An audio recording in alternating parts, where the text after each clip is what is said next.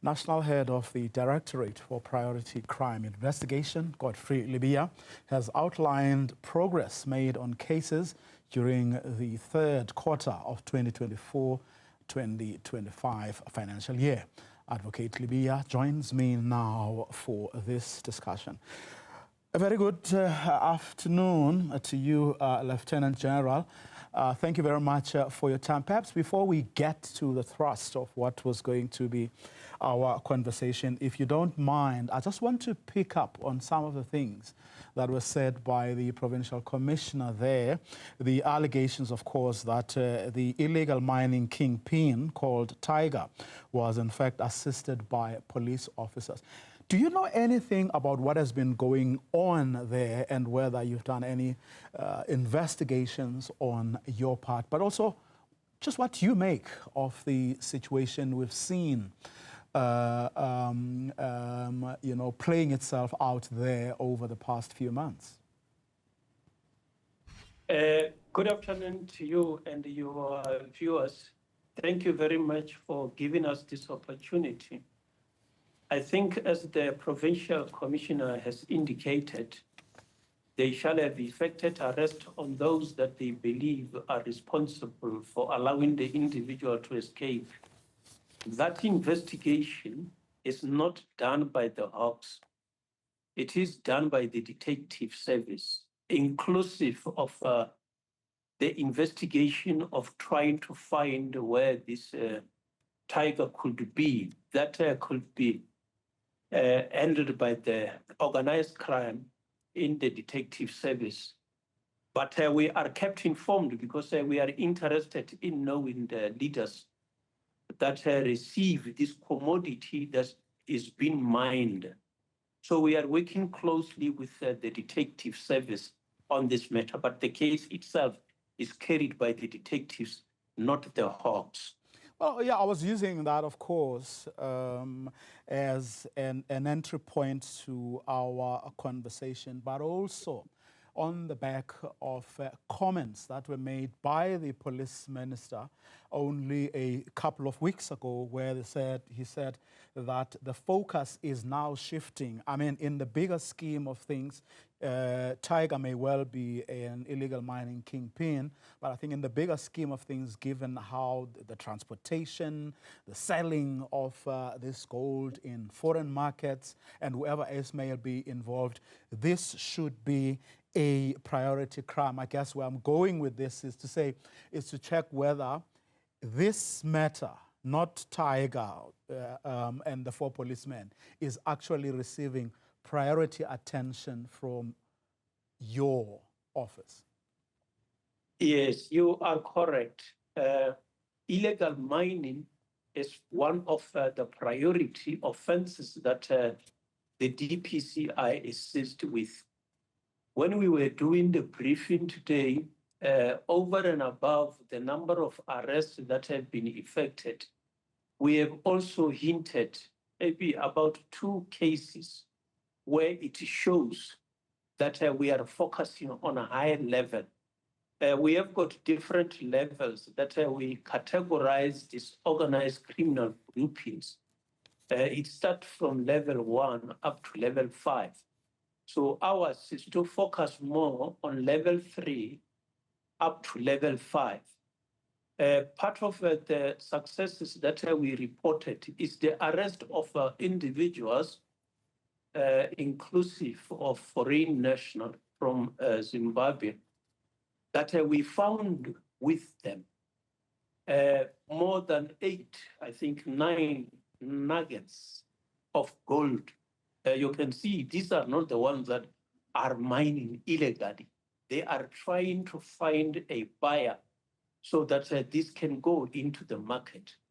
We shall also have hinted in another case of the Liebenberg, together with the group that has been arrested with him. That is also mining, although they shall have purchased a mine legally, but the proceeds, the monies that have been used to do that is something that other people are complaining of.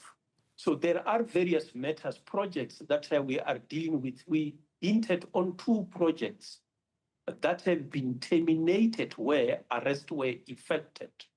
There are names that have been brought to our attention of companies, and we also have got in our projects individuals that we are working on to try to gather sufficient evidence so that we can continue to penetrate those markets of receivers, people who are on a higher level, who are encouraging illegal mining to be taking place.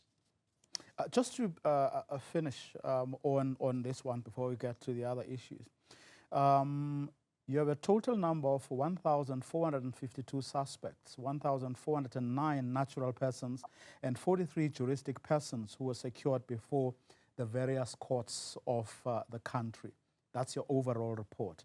And of these arrests, 451 are representing 32%, and they are South Africans, whereas 958 representing 68% are foreign nationals. Obviously, I'm not comparing apples with apples, but here's where I think to a person who may be watching our conversation now, they're asking themselves, given the fact that a great majority of those illegal miners are from neighboring countries, only a tiny, very small percentage are South Africans. To what extent have you been able to discern a pattern of how foreign nationals are getting involved in very serious crimes? Is there anything from your investigation of them, the patterns that you have seen that perhaps points to, and one is not being xenophobic or anything, that points to a particular modus operandi that is making the country vulnerable or susceptible to infiltration by very dangerous and determined criminal syndicates that are operating internationally? I think that looking at the figures that we have tabled, and also looking at the figures that we presented in the last quarter, you can see that the number of foreign nationals that have been arrested seems to be dwarfing the locals, which means that when we do policing, we are not only policing South African nationals, but we are policing any other person inclusive of foreign nationals. And you get worried when it appears that there is the possibility that foreign nationals might be committing more offenses as compared to the locals. But this obviously has to be taken into correct context, because ours is focusing mostly on national priority offenses. So we are dealing with more serious offenses. You may find that on the ordinary offenses, more South Africans are involved as compared to foreign nationals. It worries us. We continuously check the modus operandi. We look at the nature of the offenses that are being committed. You can see we're talking about human trafficking. Elsewhere, you may also be looking at human smuggling, which at some stage become human trafficking. You also look at the issue of counterfeit goods. Most of these counterfeit goods are not manufactured in the country. And some of these, the majority are not being brought in the country by the locals. So, but we look at this, I think that in the boardroom, we share this with other stakeholders so that all of us can understand the threat that may be posed by some of these individuals. Indeed, we do not want to sound xenophobic, as you clearly indicate, but it's just an indication that we are not policing the locals alone. Both the locals and the foreign national contribute in the crime that we see. No doubt, Lieutenant General. I mean, even the most sophisticated of international syndicates would have to work very closely with local people, so that they have access to local intelligence, local contacts, and the like. But to what extent would you say local criminals have become a lot more sophisticated over time? Why? Because perhaps specific industries, you mentioned a couple, just like now, like the trafficking of people and the like. To what extent have they become a lot more sophisticated, either because they have become more daring, or they are being more incentivized, or even they've just become better at it because many, if not most of them, have simply not been apprehended or have not faced consequences? Yeah, indeed, you see, criminals always copy from others. So there are certain types of crimes that we didn't have in the past in the country. We knew that they were being committed elsewhere. And in the country, we are beginning to observe those type of crimes being committed. You speak of kidnapping and demand for ransom. These are not the type of crimes that we were exposed to in the past. But if you look at history and look at those who have been perpetrating this, they shall have been popular elsewhere. So the local will obviously be learning.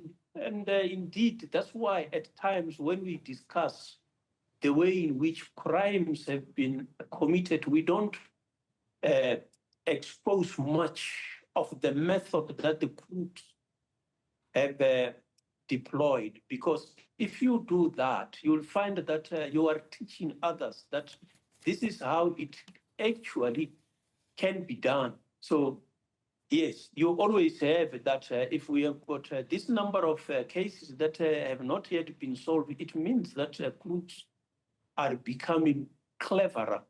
That's why you have got to protect the method of detecting their actions and not divide those. Even when you engage in the media space, some you just leave out that let's not talk about this modus operandi because there will be copycats.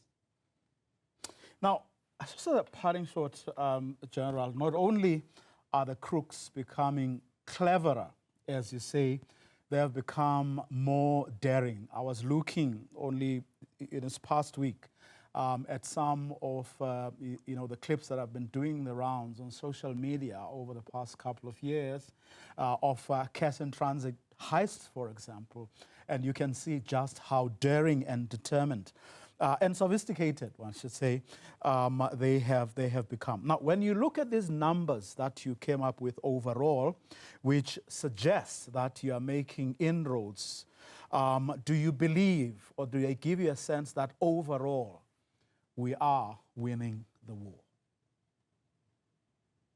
When it comes to crime as a whole, we are not losing the war. You look at the number of accused persons that we have put before the various courts in the country, you realize that the police are doing something about this. It's just that what worries one is that even when you talk about an example of cash in transit robbery, there might be shootings that happens where some of the suspects even lose their lives. But the following day, you still find some of the suspects doing the very same thing that they shall have seen. By the way, we can lose our lives if we engage on this type of criminality. Regardless of that understanding and appreciation, you'll find that they still commit these offenses. But it is something that I will continuously work on it. And you look at the various sentences that the courts are meting out, especially in those violent type of offenses. We have indicated that more than 30 life sentences were meted out in the few cases that we are dealing with. And when you look at the overall picture, that the greater service from time to time will be showing how many life sentences have been meted out. We are doing our best. And the correctional services facilities are overflowing.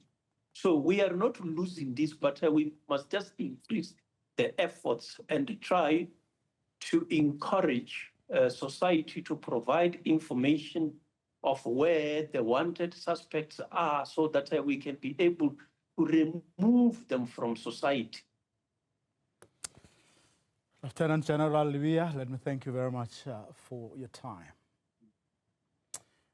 His directorate, of course, had a briefing earlier today where they appraised journalists about the progress they say they are making in fighting priority crimes in this country. In his words, they are not losing the war against some of the most determined and daring criminals that are operating within and outside of our borders.